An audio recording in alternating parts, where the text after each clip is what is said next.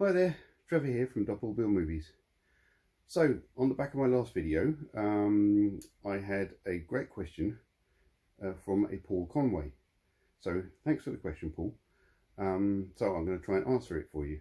But before I start, if you're new to the channel, I'm kind of giving you this information with some inside knowledge, in the sense that I spent 10 years helping to make these discs that we all like to go out and buy. Anyway, so Paul's question was, why does 4K seem to be darker than Blu-ray? So let me put that a different way. Why is Blu-ray so bright? So what I mean by that is, when I've watched a film like Dog Soldiers or Event Horizon, I had to watch the Blu-ray because I didn't have 4K capability at the time. And I was sitting there thinking, you know, I'm watching a horror film, but there's so much information on the screen. There's none of these kind of dark corners or dark areas which help a horror film. So I thought, this has got to be too bright. But then I started hearing reports that the 4K was quite dark. That made me think, actually, that's going to be the correct picture. So it should be darker. Now, why I think 4K is darker, if you look at this image here, this is off of Wikipedia. So basically, you've got this little tiny bit in the corner. I know you can't see it very well. I'll tell you what, let me take it off the stand. I'll get a bit closer with it, shall I? Get the lights out the way. Right. So this bit here, VHS, then DVD, then whatever format that used 720 resolution. Then we've got Blu-ray here with 1080 resolution. Then we got 4K. So that's a lot more image and a lot more resolution and a lot more detail. So give me an example. It's raining outside. You might see a rainbow later. If you start to see it form, but the colours are not very defined, they'll be quite, let's say, light. They won't be very dark and refined. So if you think about it, that's the clue. As the colours get more intense and the rainbow gets more intense, the colours get darker and they become more visible to us, sort of like a higher resolution. So basically, with these images, so if you were to set your on this particular screen kind of thing, just for this example, if you were to set your player to DVD resolution, which is 576 for PAL, which is Europe and UK and Australia, and then the rest of the world will be 480 resolution, which is obviously a smaller resolution. So there should be two boxes for DVD. Then you'll have this little box. Your film will be showing in a little box. If you then put in a Blu-ray, the same film, and it's 1080p or I, progressive or interlaced, then it will show on this portion of the screen, you know, in the middle. And to fill your screen, you would have to have 4K. Now, the reason that doesn't happen when you put the discs in is that your player and your TV blow it up to fill the screen. If the screen was native 4K and you put a 576 resolution picture in it, it would be in a box in the middle. You may have witnessed this when watching a video on your PC. So anyway, right, with the higher resolution, there's more colours available. So let's say on DVD there's 100,000 colours. You know, so you got 10,000 reds, 10,000 blues, 10,000 greens to create the different shades of green and blue and this, that and the other. And so on Blu-ray, let's say there's 1,000,000 colours, and on 4K, let's say there's 4,000,000 colours, because it's, you know, 4 times as big. You've got much more option to reproduce exactly what our eyes see in the real world. And if you think about celluloid film that we've, you know, a lot of us grew up watching on the cinema, that has an infinite colour. There's no limit to what colour celluloid film can see. And if you think about it that way, so if you think about cinema at the moment, 4K cinema, yes, that's amazing, but actually it's not as high resolution as celluloid film. Now, obviously, yes, there's film grain, and certain scenes may look worse than others, and some films look great, some look terrible. That's down to lighting. So that's kind of the that's where it gets complicated. But as a resolution, you can scan a celluloid film at whatever resolution you want. So we know that there's 4K coming at some point, but who wants that? That's pointless. For us at home, that is just pointless. Anyway, so you've got your ultra high definition picture, and you've got all those colors to show. So they are more intense, they are much darker. So any scenes that are slightly dark will appear darker than they did before.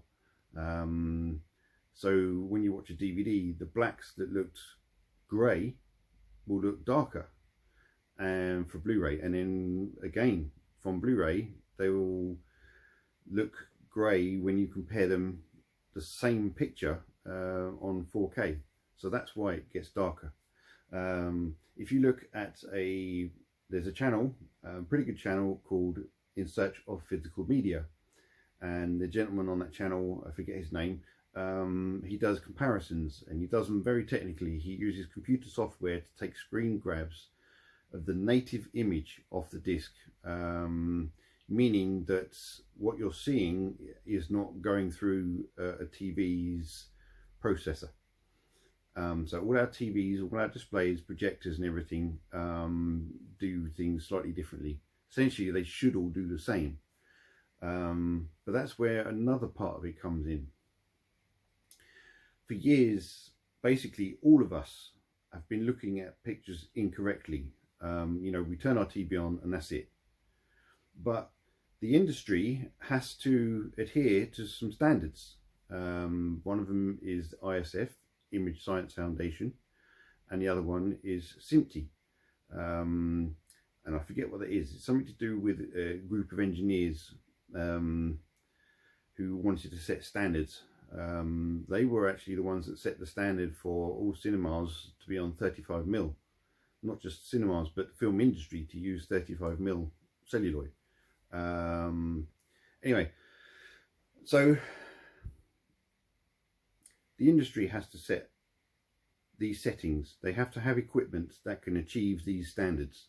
So the monitor they use for mastering all these films, even, you know, before with DVD, then with Blu-ray, and now with 4K, these monitors have obviously had to change. The old analog ones were called grade 1 monitors, and I've seen DVD on those and it looks astounding, but it's very small compared to the kind of TVs we have now. So anyway, this monitor that they use is about £30,000 of TV, but it's no bigger than 32 inches, something about that size, because the amount of, well, it's £30,000, so there's so much processing in it to get everything correct for the industry standards. So they are looking on a monitor that creates a perfect picture. So whatever the director decides color scheme he wants, if he wants to give it a color grade, like a blue tint or a brown tint or even a grey tint. Spy Game has quite a grey look to it. I would say. And then Pirates of the Caribbean, Dead Man's Chest, that has quite a dark bluish green tint to it. You got Deja Vu with Denzel Washington, that's got quite an orangey brown tint to it. And but this is just the aesthetic that the director wants you to see. That's just the way they want to present the film to you. Some Blu-ray films have this tint, and I think they applied it to help show pores in the skin, to help show detail. You know, hopefully you can't see too many wrinkles in my face, but if I was to put like a slight tint over this picture, you would start to see a little bit more detail. So with the 4K, they don't need to do that. It's the best format so far to give us the most colours that our eyes and our brains can comprehend. And basically, as I said, we've been used to looking at the image wrong. Most of us don't buy a TV and then set it up with a setup disc, or pay for an engineer to come out and properly calibrate it. I've set up my TV with a THX optimizer disc, and I've sort of used it to set up my projector, but I need a special 4K disc to do the projector because it's 4K. Again, it's a different resolution, a different amount of colours, so I can't use the Blu-ray one to set up a 4K image, can I? But at some point I plan to get in an engineer, an ISF trained engineer, to fully calibrate my projector and my TV, so that I know I'm looking as close to what is standard, industry standard, as my equipment will allow. So yes, obviously cheaper equipment won't produce as good an image. It won't have as many colours. It won't be able to produce as many colours. It won't be able to produce as deeper blacks and brighter whites, and that kind of thing. So you guys out there with your OLEDs, you're going to get amazing blacks, and it is possible you have your brightness too low because you know that your TV can create inky blacks, and you think, great, I've got inky blacks. But if there's no detail in those inky blacks, then that means that the brightness is probably too low. It's too dark. So just try turning it up. But it, like I said, it's not just that simple. You can do it until you're happy with what you see, but you're not seeing the true image until you get either a setup or, ideally, like I said, a proper calibration. And that way, when you put your disc in and you look at the image and go, right, this is how the image is meant to be seen. This is how it would look if I saw it in the cinema. That brings me on to another aspect of it. So you saw how big the red section of it is. So imagine this is this VCR bit is your TV at home, and then this is the cinema screen. What happens when you blow up an image?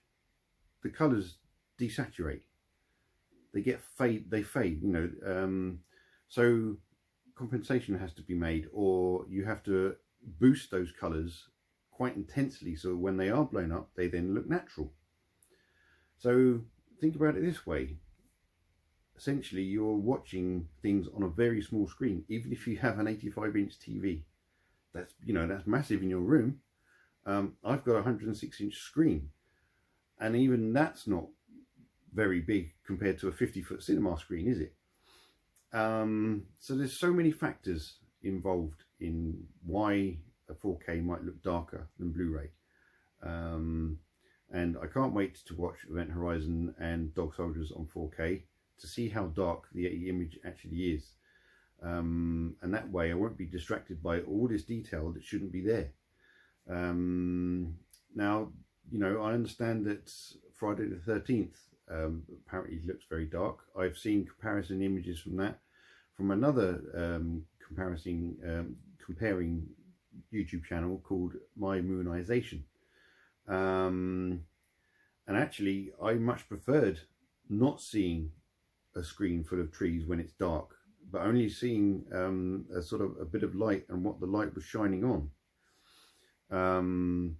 Yes, it's down to personal preference. Just think, since 2008, when Full HD came out worldwide, we've been watching movies ever since then.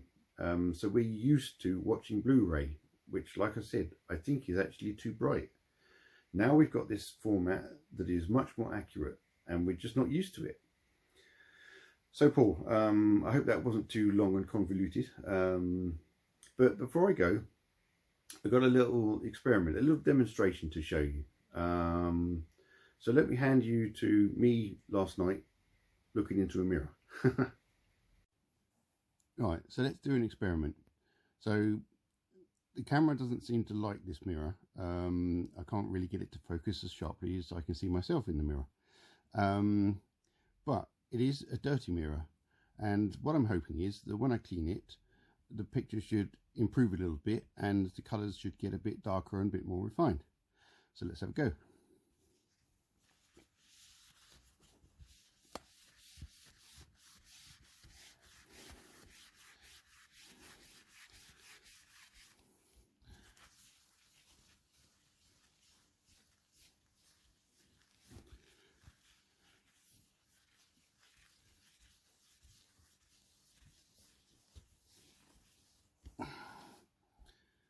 Oops.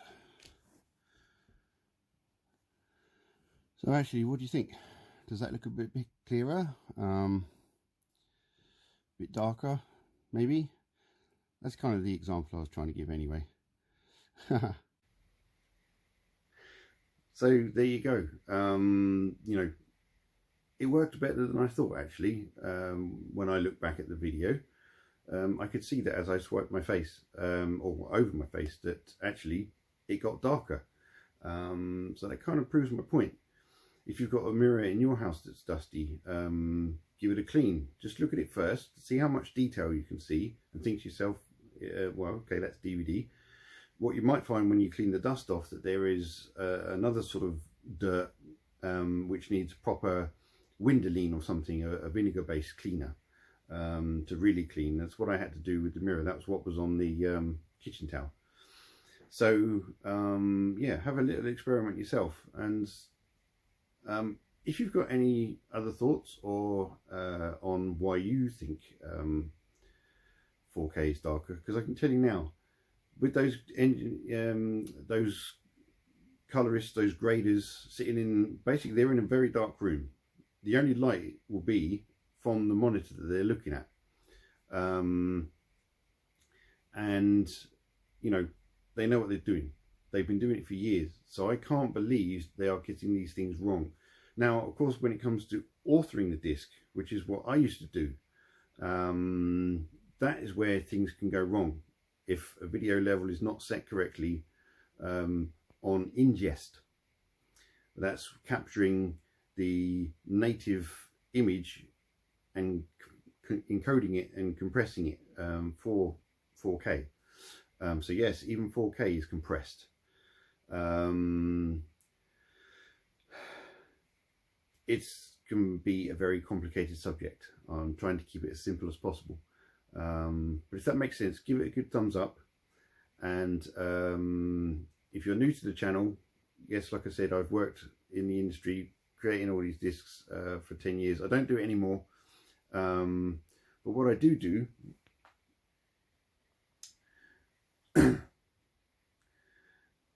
this is a brand new product from the company I work for. This is called a 10 secretary table, but it's a phone stand. I put my phone case on it to demonstrate. And of course, as you saw, the tablet was sat on it, so it is strong enough to hold itself up. There is a Kickstarter going on, which was launched today. So if you go onto the Kickstarter website and look for 10 secretary table phone stand, and you'll see two of these next to each other, and you can help us get ready to manufacture these, and you can get one for yourself. The final product will actually have 4 cables, not the 3. Let me get a bit closer so you can see. So there's a cable here, here, and you can't really see very well. There you go. So it's not, there's nothing hanging. It's all in tension and it's holding itself up. You can make these out of Lego, but there you go. That is our Tensegrity phone holder. Right, like I said, give us a thumbs up. Please like and subscribe. Set your notifications to all so you know when I upload another video. And I'll see you in the next one. Take it easy.